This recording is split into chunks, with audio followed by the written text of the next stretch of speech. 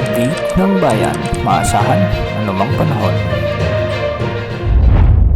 Magandang araw po sa ating lahat. Narito na ang pinakahuling update sa magiging lagay ng ating panahon sa araw na ito at sa mga susunod na araw. Sa kasalukuyan ay maraming weather systems pa rin ang nakakaapekto sa ating bansa at mapapansin natin na may mga kaulapan ngayon na nagdadala ng maulap na kalangitan at mga pag-ulan lalong-lalo na sa silangang bahagi ng ating bansa. Unahin natin ang epekto ng easterlies o ang mainit na hangin mula sa karagatang Pasipiko na kung saan magdadala ito ng maulap na kalangitan at kalat-kalat na pagulan at pagkidlat-pagkulog sa Bicol Region, Eastern Visayas, Cagayan, Isabela, Aurora, Quezon Province, sa may Oriental Mindoro, Marinduque, Romblon, Palawan, Aklan, sa may Capiz, Dinagat Island, Surigao del Norte, Surigao del Sur at Davao Oriental. Kung mapapansin natin, halos ang mga lugar na ito ay nasa eastern portion ng ating bansa at kitang-kita naman sa ating satellite animations. Kaya mag-ingat po dahil posible ang banta ng mga biglang pagbaha o pagguho ng lupa lalo na kung may mga umiiral na katamtaman at minsan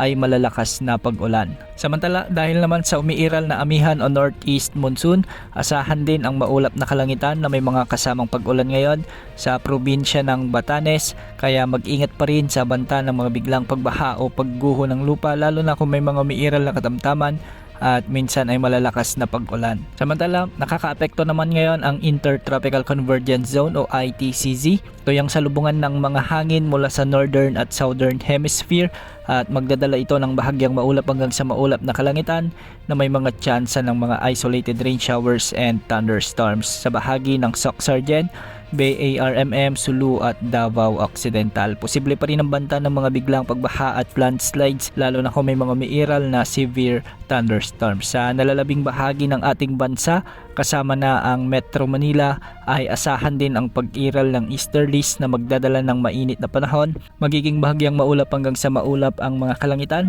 na may mga isolated rain showers and thunderstorms.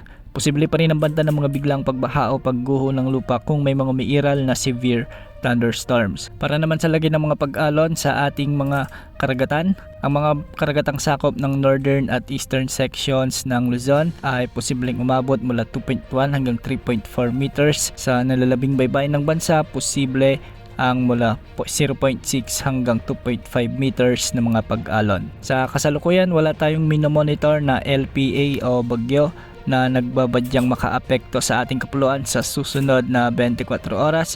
Ngunit kung pagbabasihan naman natin ang inilabas na Tropical Cyclone Threat Potential Forecast ng Pag-asa, ay posibleng may mamuong sama ng panahon sa silangang bahagi ng Mindanao o Visayas sa mga susunod na araw. Hindi naman ito nakikitang lalakas bilang bagyo at inaasang magiging LPA lang ito o nakapaloob sa bahagi ng Intertropical Convergence Zone. Yan muna ang latest sa lagi ng panahon. Ito pang weather update ng bayan, maasahan anumang panahon.